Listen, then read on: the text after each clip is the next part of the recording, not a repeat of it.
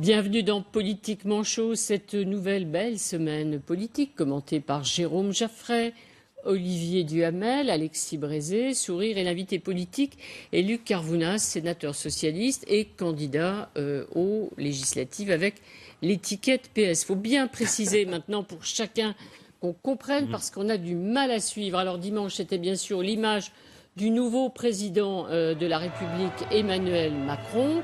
Et on peut s'interroger aujourd'hui, la recomposition politique voulue par le président de la République est-elle en construction ? Question que nous allons nous poser. Alors une chose est sûre, à gauche, eh bien, le Parti socialiste est un peu plus divisé, déchiré. Il y a eu la dispute, bien sûr, autour de l'initiative de Manuel Valls et ensuite des initiatives qui partent un peu dans tous les sens. Ce Parti socialiste est mort, il est derrière nous. Je souhaite m'inscrire dans ce mouvement qui est le sien, La République en marche. Soit il est candidat du Parti socialiste, soit il n'est pas candidat du Parti socialiste. Qu'est-ce que vous voulez que je lui dise d'autre ? Quitter lui-même ce Parti socialiste, dont on peut penser qu'il a contribué à le rendre dans l'état où il est aujourd'hui. Je crois qu'il y aura beaucoup de députés qui sont des socialistes et qui feront ce choix. Je pense que Manuel Valls aurait dû attendre un peu avant de polluer une semaine extrêmement importante. Je pense qu'il y a aujourd'hui un besoin à créer une plateforme, un réseau, un mouvement qui permette de reprendre toutes les initiatives. C'est un mouvement qui est un mouvement transpartisan, le 1er juillet que je lancerai. Je pense qu'il faut que la gauche se régénère, qu'il y ait des lieux dans lesquels elle travaille, elle vive, au-delà des partis politiques. Alors, Luc Carvounas, on va bien comprendre. Vous étiez ami de Manuel Valls. C'est fini? Vous êtes en désaccord avec lui? Non, je suis toujours à ce jour son ami. Par contre, nous avons une divergence de fond, d'approche stratégique de ce que nous devons faire. Il a pensé plus nécessaire de rejoindre le président élu, dont je salue moi la victoire. Et sincèrement, je l'ai toujours dit, je vais le redire encore aujourd'hui, moi je veux que notre pays réussisse. Simplement parce que je suis d'abord et avant tout un maire.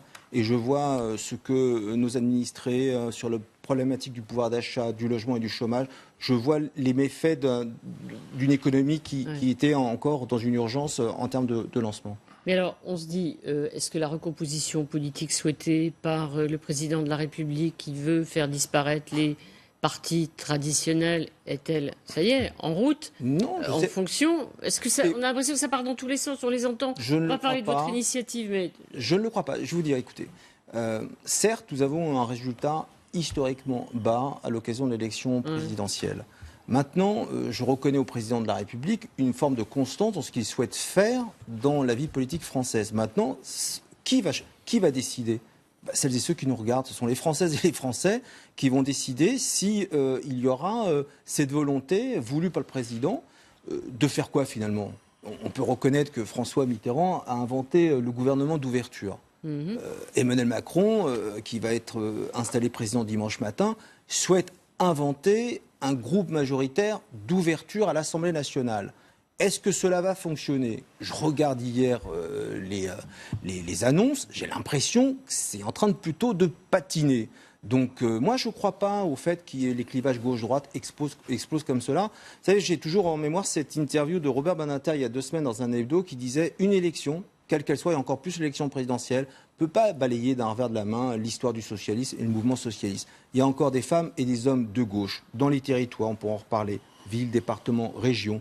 Il y aura demain des parlementaires socialistes de gauche à l'Assemblée comme au Sénat et nous allons être ce môle central pour démontrer qu'il y a des politiques publiques qui peuvent réussir et elles s'inventent notamment dans les territoires. Alexis Brézé, il faut achever la décomposition pour qu'il y ait recomposition.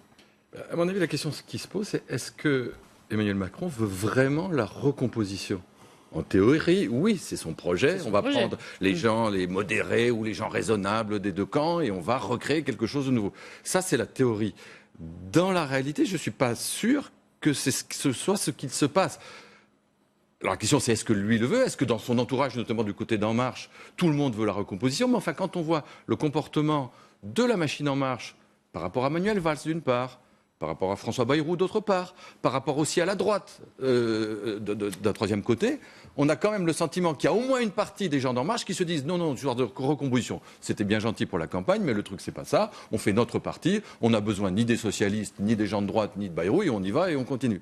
Donc, à mon avis, c'est ça qui est en train de se jouer. Je pense que l'affaire de Valls, c'est quand même symptomatique de ce point de vue. On voit bien qu'il y avait une contradiction entre renouvellement et recomposition. Oui. Valls, c'est recomposition, mais c'est pas renouvellement. Et le point d'arrivée qui consiste à dire on ne met pas de gars contre lui, mais on le prend pas, n'est pas absurde.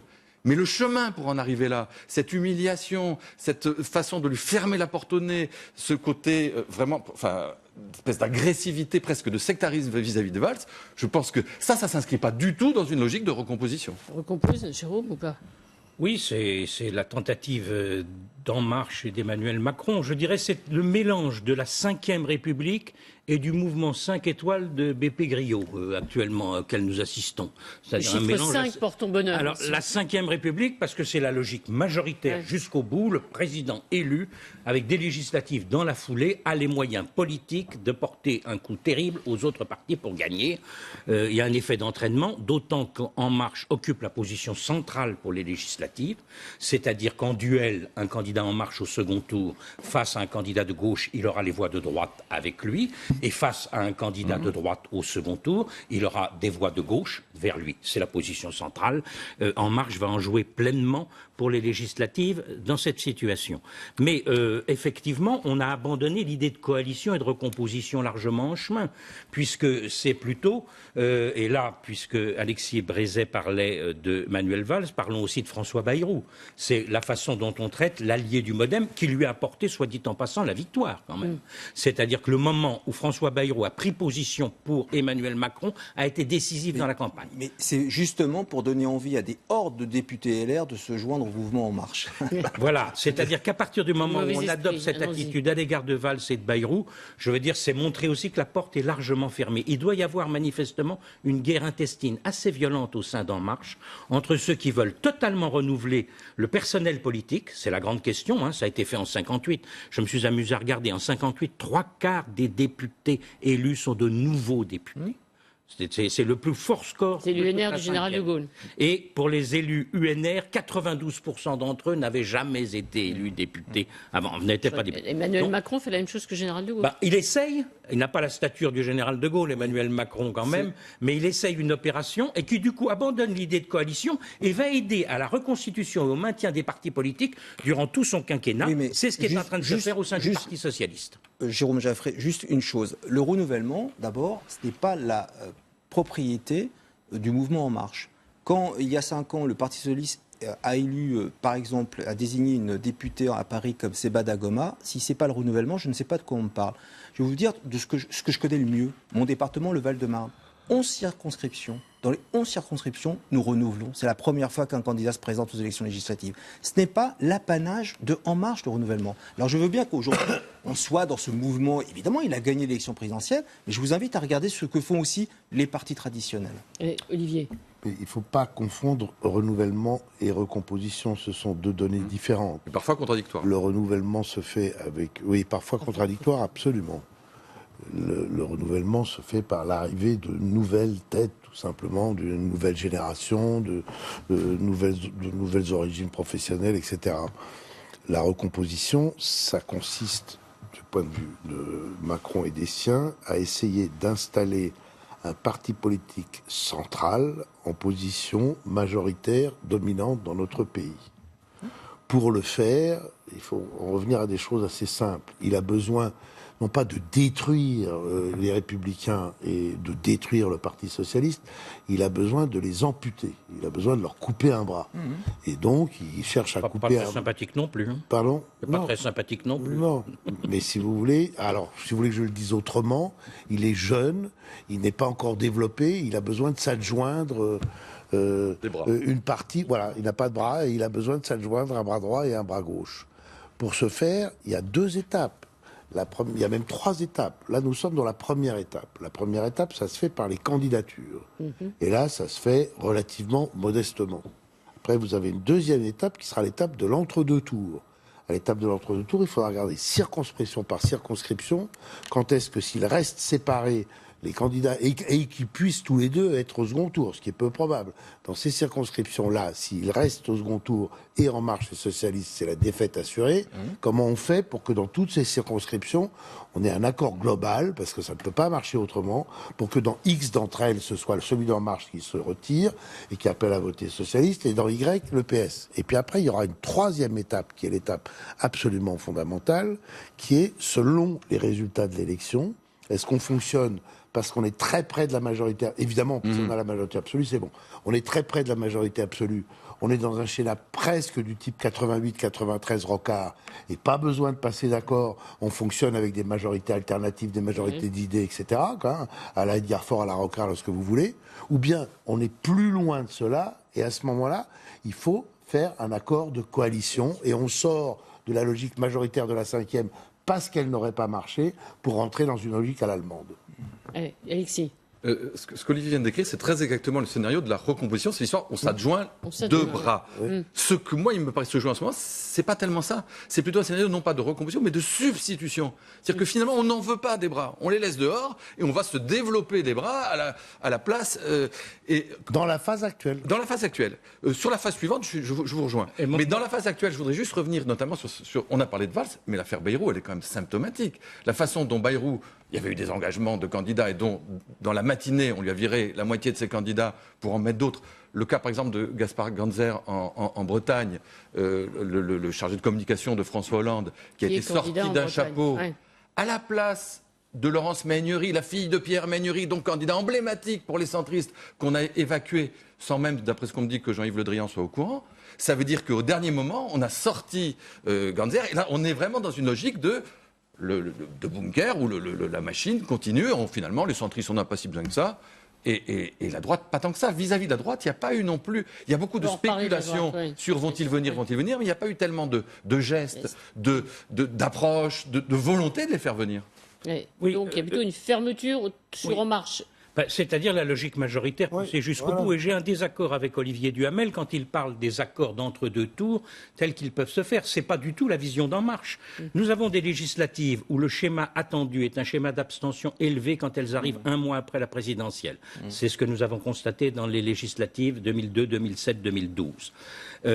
À partir de ce moment-là, l'élimination du 3e, du 4e, du 5e est presque automatique. Nous n'avons plus que 2 qualifiés, car il faut 12,5 des inscrits pour se qualifier pour le second tour ou être dans les 2 premiers.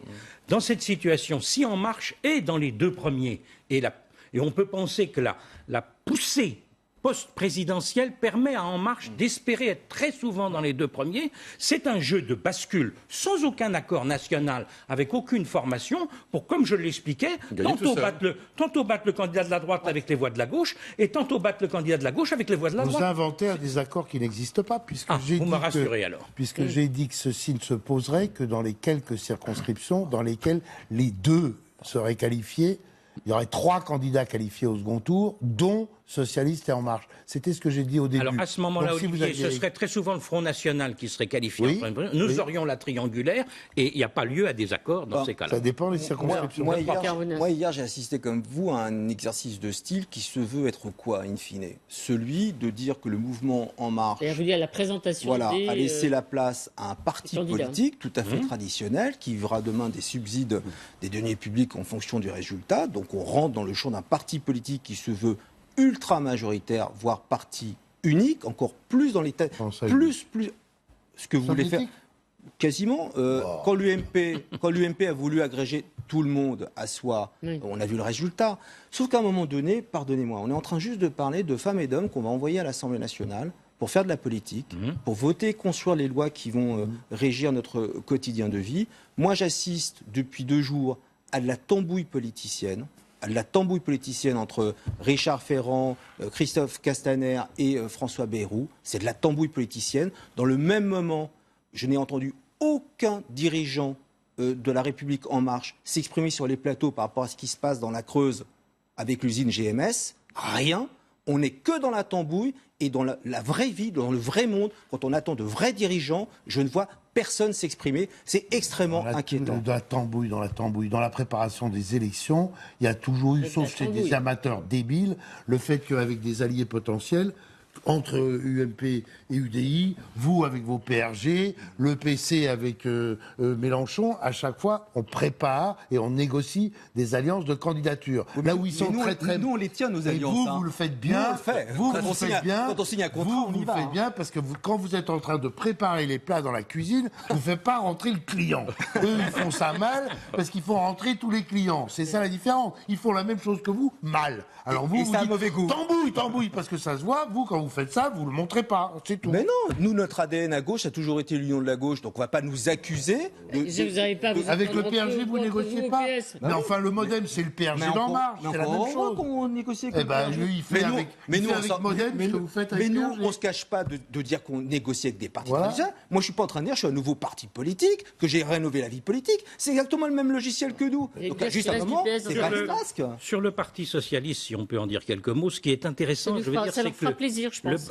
le Parti socialiste, il court au désastre pour ces élections législatives, tout en préparant l'avenir. Oui. Quand même une opération intéressante et éclairante. Parce qu'il court au désastre, parce que le vote sanction, qui ne s'est pas produit à la présidentielle, puisque François Hollande n'était pas candidat, il est reporté sur les législatives où ce sont les candidats socialistes pris en étau entre En Marche et la France Insoumise qui sont en situation très périlleuse et risquent très souvent de se trouver éliminés ou obligés de se désister pour le candidat de la France Insoumise s'il arrive à se qualifier, ou sinon obligés d'envoyer les électeurs voter pour le candidat d'En Marche contre la droite.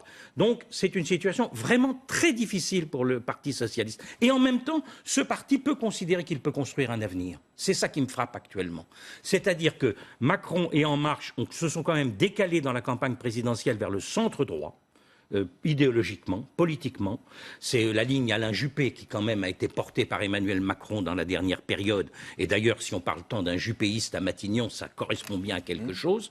Et du coup, pour le Parti socialiste, il y a l'idée qu'on peut construire quand même un parti de la gauche du progrès qui ne soit pas dans le schéma mélenchoniste et qui existe à l'avenir. Donc on a cette tension extrêmement intéressante actuellement, je ne sais pas ce que vous en pensez, entre le risque de lourdes défaites que vous avez devant vous et la préparation de l'avenir. Alors justement, est-ce que je peux faire une petite parenthèse en prolongeant, parce que vous avez signé hier un appel à la création d'un mouvement qui s'appelle Dès demain, lancé par Anne Hidalgo, lancé par Martine Aubry, Sursaut, on appelle Sursaut, et je passe tout le monde, et même Yann Arthus Bertrand et Siane Taubira, bien sûr. Bertrand et Taubira, c'est pas exactement la même Sursaut que nous appelons nos concitoyens en lançant avec eux un grand mouvement d'innovation pour une démocratie européenne, écologique et sociale. Je vais essayer de ramasser ma réponse pour répondre aux deux questions. Mais ça va, c'est dans le prolongement. C'est un peu lié.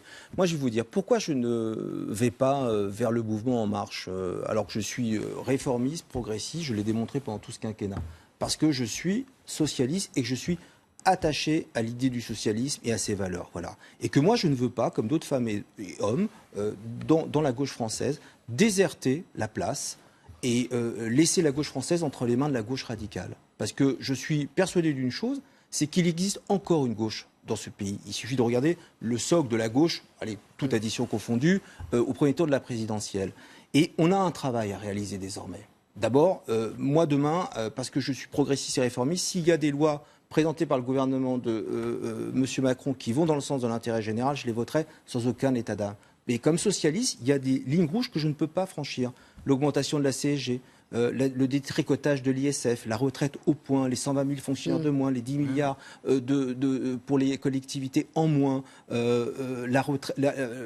l'école à deux vitesses. Les ordonnances. Les ordonnances. Parce que pour les ordonnances, cela veut dire que le président nouvellement élu et installé va demander donc à sa majorité une loi d'habilitation pour procéder par ordonnance. Cela veut dire que le président nouvellement élu, dont la marque quand il était ministre de l'économie, c'était le dialogue, plus de 100 heures sur la loi Macron, va demain demander à sa majorité, donnez-moi le droit de légiférer par ordonnance, je ne vous fais pas confiance pour discuter avec vous. Il y a quand même quelque chose qui ne colle pas. Mais revenons à la question finale. Dans votre campagne pour gagner des électeurs dès demain. Dès demain. Parce qu'il y a aussi, on l'entendait tout à l'heure, Benoît Hamon qui veut aussi lancer début juillet. Moi, je vais vous dire, je retiens une chose de ce désastre électoral dans la campagne présidentielle, c'est que nous nous parlons tous, transcourants. Je discute avec Martine Aubry, je discute avec Anne Hidalgo, je discute avec Mathias Fekl, je discute avec Najat Vallaud-Belkacem, je discute avec Benoît Hamon. Oui, au moins, il y a un sursaut. Ouais. Alors. Et donc, toutes ces personnalités-là, j'ai fait partie des 12 premiers signataires Dès demain, c'est de dire quoi? C'est que la gauche française dans les territoires, qui organise des politiques publiques originales, elle doit maintenant se dépasser. Se dépasser avec qui? Avec le mouvement citoyen, avec les associations, avec toutes celles et tous ceux réformistes qui veulent participer. Et moi, je veux lancer ici un appel. Je veux lancer un appel à la CFDT, je veux lancer un appel à l'UNSA. J'écoutais Laurent Berger, il y a encore hier ou il y a quelques jours, qui est extrêmement inquiet sur cette vision de la réforme du Code du travail. Eh bien, toutes les femmes et les hommes de gauche, progressistes, réformistes, qui considèrent que la solution n'est pas seulement dans la République en marche. Oui, nous les appelons à travailler avec nous. Et oui, nous allons marcher, nous, la gauche française, sur nos deux jambes. Nos deux jambes, c'est dès demain. Et nos deux jambes, ce sera aussi le mouvement qui est complémentaire avec Benoît Hamon, auquel je participerai aussi. Un mot, Alexis, parce que je voudrais qu'on parle de la droite aussi. Finissez sur la gauche, votre sujet favori. Jérôme, je pense, et Lucas Vanas nous le dit aussi, je pense que ça va être très difficile pour les socialistes de se refaire d'ici législative. En revanche, je rejoins Lucas Vanas, pour l'après, il y a des perspectives, parce que de toute façon, les difficultés de gestion vont arriver, et c'est pour ça que, me semble-t-il, En Marche aurait tort de se dire c'est fini, on s'en est débarrassé. Ce qui est la position de force d'En Marche dans une élection, c'est-à-dire on est au milieu, et on s'appuie sur la gauche contre la droite ou sur la droite contre la gauche, ce que disait Jérôme, c'est vrai lors d'une élection, ça devient une faiblesse dans l'exercice du pouvoir, parce qu'on se fait taper dessus dès qu'arrivent les difficultés, par la gauche et par la droite. Et voilà, on parle de la droite justement, qui ne regarde pas de la même façon, elle aussi, du côté du nouveau président Emmanuel Macron. Position, évidemment, on l'a bien compris, très diverse. Il ne faut pas confondre une logique d'alliance politique, de recomposition politique. Cette recomposition interviendra inévitablement, mais ce sont les Français qui le feront. Le reste, ce ne seront pas des prises de guerre, ce sera plutôt des prises d'otages. Il faut quand même que les Français sachent à qui ils ont affaire, pour qui ils vont voter, pour quel projet ils vont voter. C'est une question de transparence et d'honnêteté. Ah oui, si j'étais le président de la République, je nommerais Édouard Philippe Premier ministre. Oui. Je comprends ceux qui, parmi nous, ont envie de participer à cette tentative de redressement du pays qui est indispensable. Et si Emmanuel Macron désigne lundi un Premier ministre qui appartient aux Républicains ou appartient à la famille de la droite et du centre, nous ne pouvons pas ne pas en tenir compte.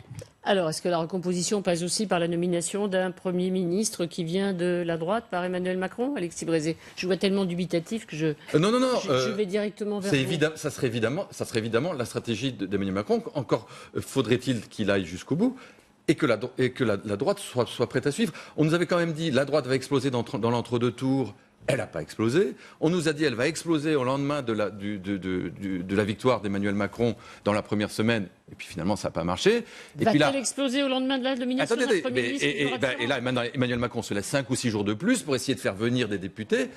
À mon avis, c'est pas gagné, et notamment quand la façon dont sont traités Valls et les centristes, ça donne pas très envie aux gens de droite de venir. Ouais, ça va recomposer à droite, ou ça vous dérangerait vraiment d'avoir un Édouard Philippe Premier ministre? Vous êtes spectateur, vous là? Moi, je suis spectateur. Je regarde juste que depuis hier, pour 148 prochaines nominations, il se donne encore une semaine. Ouais. Donc la logique voudrait, dans le travail qui est en train d'être mené, je sais que M. Borloo, par exemple, en ce moment, discute beaucoup avec des personnalités comme Thierry Solère, Marianne Monchamp.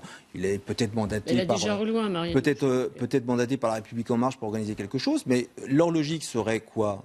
A priori, de nommer dimanche un Premier ministre de droite. Sinon, ça servait à quoi d'attendre une semaine de plus pour capter des gens de droite?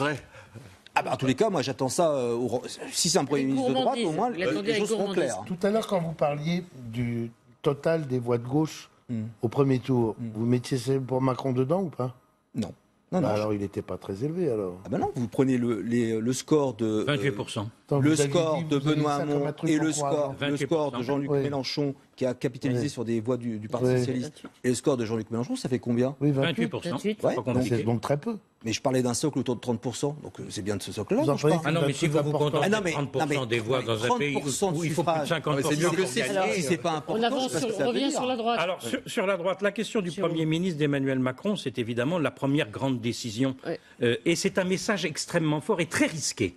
Nommer un Premier ministre de droite, vraiment classé à droite, par Emmanuel Macron, c'est quand même envoyer aux électeurs de gauche, du centre-gauche, un message de positionnement qui ravira Luc Carmounas, candidat aux législatives, parce que les choses deviennent beaucoup plus simples, beaucoup plus évidentes. Les électeurs de gauche peuvent rentrer à la maison. De ce point de vue, je pense donc qu'Emmanuel Macron ne doit logiquement pas nommer un Premier ministre de gauche ou un Premier ministre de droite, c'est un Premier ministre centriste, République en marche ou société civile, mais s'il nomme un Premier ministre qui était UMP, les Républicains la veille, c'est peut-être un bon coup pour scinder la droite en deux, mais c'est un grand risque qu'il prendrait, je pense. Pour la droite, la question c'est est-ce que les électeurs vont être sensibles à son changement de ton, de style et de projet, ou bien est-ce que ça va passer de façon complètement indifférente. La droite a changé de discours sur le problème de la cohabitation, elle parle maintenant de coexistence. En gros, on peut s'entendre avec le président élu si nous avons la majorité, sans partir en guerre contre lui, ce qui est une façon nécessaire pour rassurer les électeurs qui n'ont pas envie qu'on parte en guerre contre un président qui vient d'être élu. S'y est ajoutée une correction totale de projet. C'est absolument gaguesque. Maintenant, la droite est en train de dénoncer la honteuse augmentation de CSG à laquelle veut se faire livrer Emmanuel Macron, alors que dans le projet Fillon, vous aviez des hausses de la TVA. C'était la TVA, et maintenant, oui, c'était la TVA, mais c'était dans tous les sens, et donc c'était une purge pour les électeurs, et c'est donc la droite tente un chassé-croisé où Macron devient la purge, et la droite, elle, devient un défenseur des catégories populaires moyennes. Le risque, c'est que les électeurs suivent de très loin une campagne législative, et qu'ils n'y portent pas la même attention. Et qu'en d'autres termes, ces demi-tours de la droite passent totalement inaperçus. Alors, la droite peut, elle aussi, être fragmentée après la nomination d'un Premier ministre, si Emmanuel Macron prend le risque que, effectivement, lui déconseille Jérôme Jaffray de nommer quelqu'un. Donner des conseils. À ce stade, la fragmentation sera faible. Je pense que la droite, je suis assez d'accord avec Alexis Brézé, la droite, globalement, a tenu, tient et tiendra. La situation qui serait plus compliquée pour elle, ce serait si la majorité relative, permettant à peu près de gouverner, ça n'est pas En Marche qui l'obtient, mais c'est la droite et le centre. S'ils l'obtiennent, alors d'abord, un point terminologique très important. Jérôme a raison, a évoqué la terminologie cohabitation, coexistant. Il faut bannir le mot cohabitation. Ça n'a aucun rapport. La cohabitation, c'est quand un président et une majorité ont été désavoués en cours de mandat. Là, nous serions dans une situation absolument inédite dans laquelle le peuple français ou sa fraction qui vote d'une part pour un président de centre-gauche et d'autre part désigne majoritairement une majorité de droite. C'est-à-dire qu'il leur ordonne de s'accorder. Il n'est pas dans le désaveu. Et à ce moment-là, le bon terme, c'est le terme de coexistence pour qu'on comprenne bien que ça n'a rien à voir avec Chirac 86, avec Balladur 93 ou avec Jospin 97. Une fois qu'on a clarifié ça, cette situation serait beaucoup plus difficile pour la droite. Parce que cette coexistence, au début, pendant quelque temps, avec des règles fixées, elle se déroulerait à peu près bien.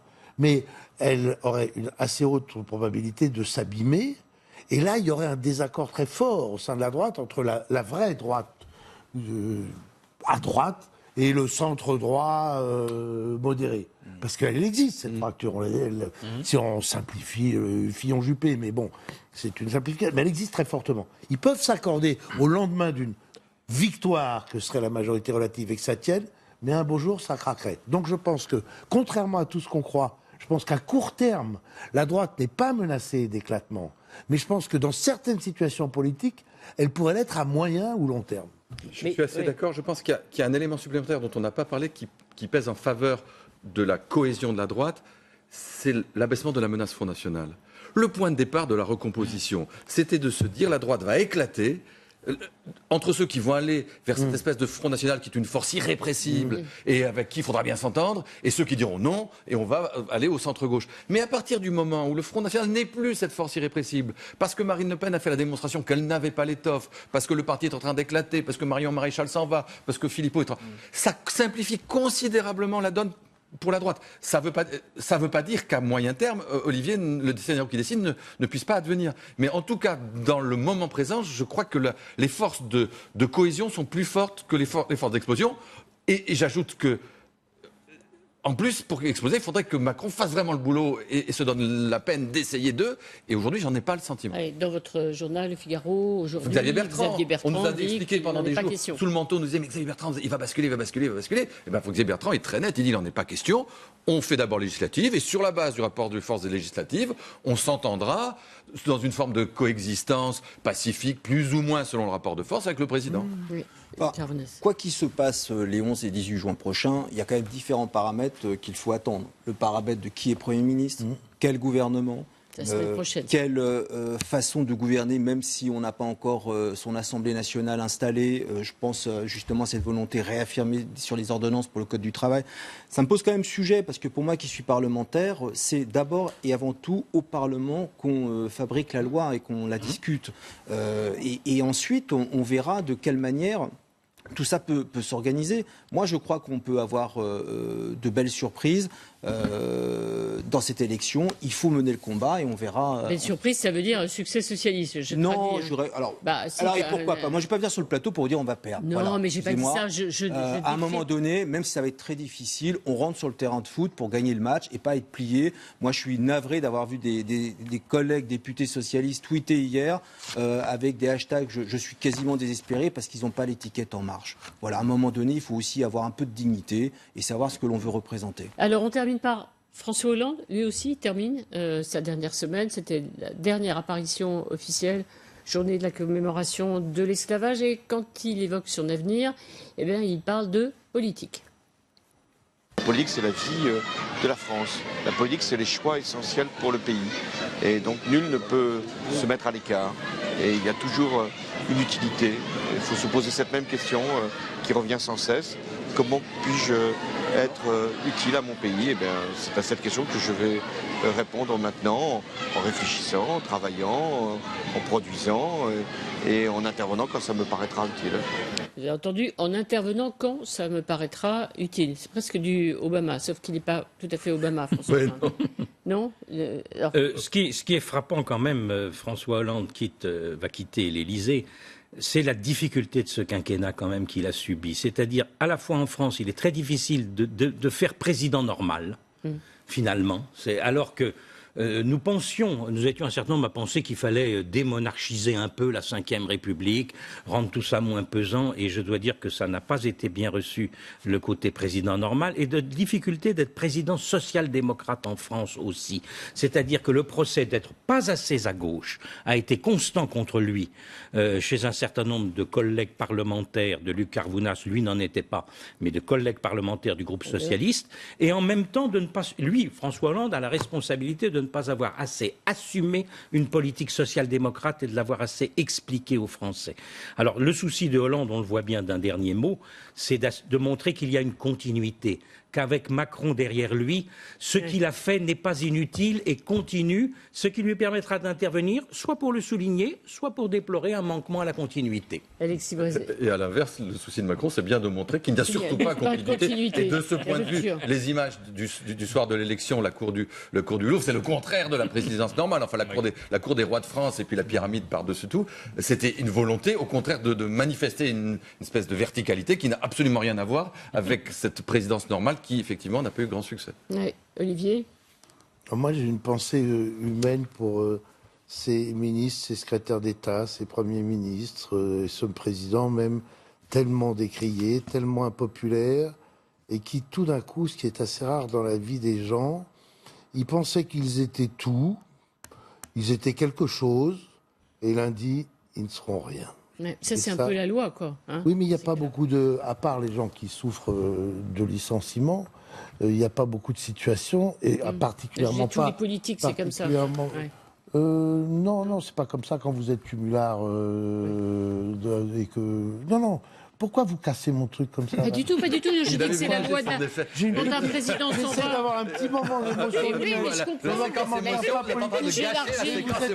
Pas du tout, Olivier, pas du tout. Loin de moi, au contraire, je disais que c'est à chaque fois pour ceux qui s'en vont, du jour au lendemain. J'élargissais l'émotion. À tous les précédents.